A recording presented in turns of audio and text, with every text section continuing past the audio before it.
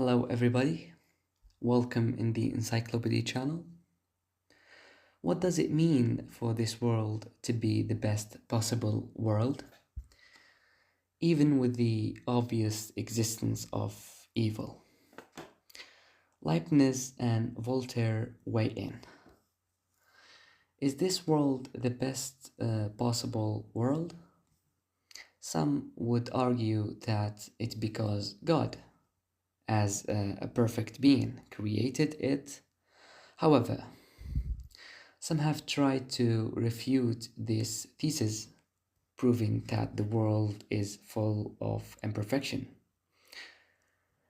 The advocates of the first argument claims that the world strives to be the best, and the advocates of the second do not directly refute this thesis, but treat it satirically. To draw our conclusions, we will explore the conflicts of opinion between Leibniz and Voltaire. Gottfried Wilhelm Leibniz was born on July 1, 1646, in Leipzig. He showed incredible intelligence early on, so he was considered a child prodigy or wonderkind. He was interested in logic, poetics, philosophy, and mathematics. And already at 17, he began to study mathematics. But at the same time, he also listened to lectures in philosophy. Later, he studied law but refused to stay at the university as a professor. After completing his study, Leibniz embarked on a journey to study various fields of knowledge to influence the world and his contemporaries with his educations.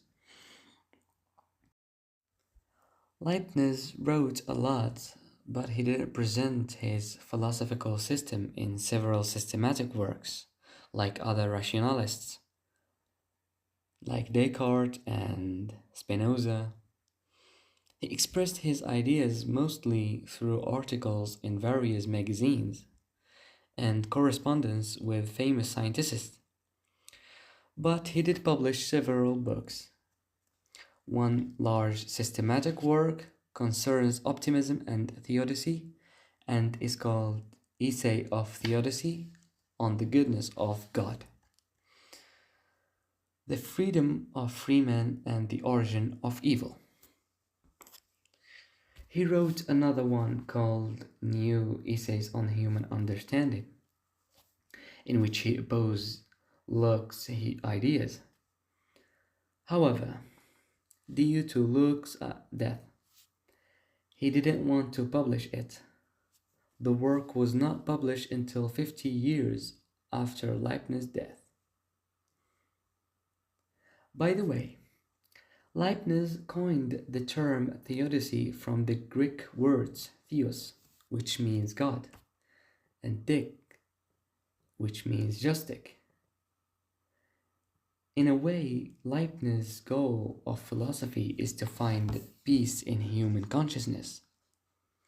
His understanding of God and the world was called Leibnizian optimism, and it will be criticized not only by Voltaire, but also by Schopenhauer. To understand how Leibniz described the possibility of the best of all worlds, we must understand his view of God. For example, Leibniz, God is the cause of all things, an absolutely perfect being.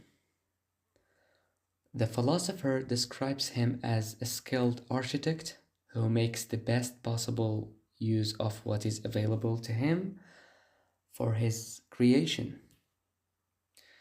God is the first primary monad, and monad, by the way, means unit. He is the creator of all other monads. Each monad is an indestructible, metaphysical point, a closed world that cannot be acted upon. Since God is perfect being, everything he creates must be the best possible. Thus, of all the existence worlds, ours is the best because it's the best options that God has chosen. Simply.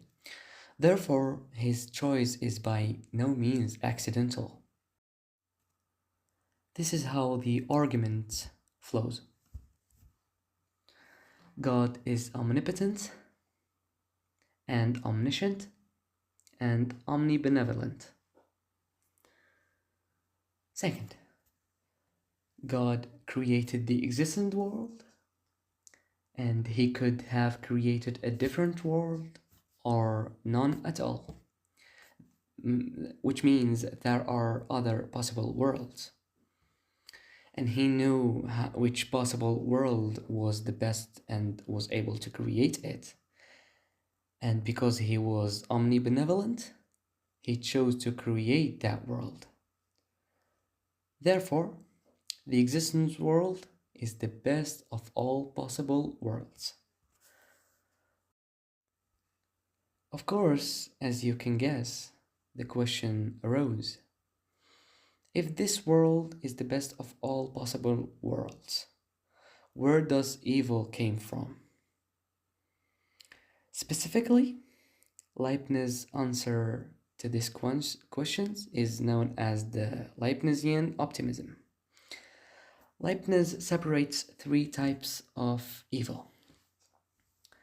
The first is metaphysical and involves in the finitude of mortal beings. The second is moral, which arises from not fulfilling the goals given to man. And most importantly, the third is physical evil, which Leibniz says exists to allow goodness to be displayed. So evil is there, so we can see the good things more clearly.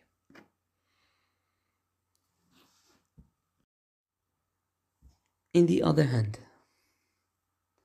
a brilliant figure and a leading thinker of the Enlightenment, Voltaire was also a great rebel. He was born under the name Francois-Marie Arouet, but soon he created a pseudonym for himself.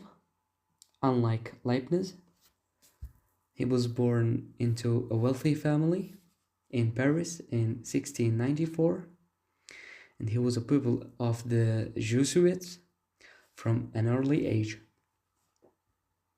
Also, something else that separates him from Leibniz is that although his father intended for him to study law, he refused, wanting to devote himself to literature. Not only did Voltaire not have his own philosophical system, but he also didn't create his own original philosophy, but that doesn't make him an insignificant philosopher. He pushed boundaries with his ideas and criticized the ruling society and beliefs with his literary creations. He was unique in his writing style, which was very ironic and witty. He helped spread Newton and Locke's ideas throughout Europe since he spent some time in England. Voltaire criticized the Church, especially the French Catholic Church, and advocated religious tolerance. Although he spoke negatively about Christianity, he was not an atheist. He advocated the idea of deism, which was opposed to the current flow of Spinozist tradition. As far as the Enlightenment is censored, Voltaire remained the most widely read and beloved philosopher and writer. Unlikely many philosophers, he enjoyed wealth and fame during his life. Interestingly, his ideas and criticism of social order influenced the French Revolution, which began in 1789. Voltaire's Candide has many faces. One of them is certainly philosophical. The philosophical novel is a special form that was nurtured in the Enlightenment. The fictional narrative functions as a kind of philosophical commentary and criticism. Certain philosophical positions are placed in a fictional context and shaped within it. In this way, those views are either confirmed or ridiculous.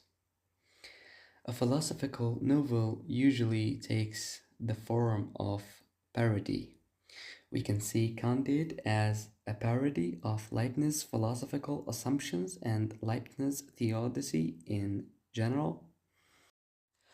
In fact, that we should keep in our mind how Voltaire used Leibniz in Candide, which is decontextualizations. Voltaire deliberately chose sound theses of Leibniz, took them out of context, and deprived them of the environment in which they have meaning. Voltaire was bothered by the attempt to create a synthesis of philosophical science and theology, like Leibniz and Spinoza. He instead adopted Newtonian theology, believing in deism, which implies that God created the world but left it to man to manage. Candide, as a hero, is a supporter of Leibniz's teaching. He resides in a castle, which is in an ideal setting, the best of all castle.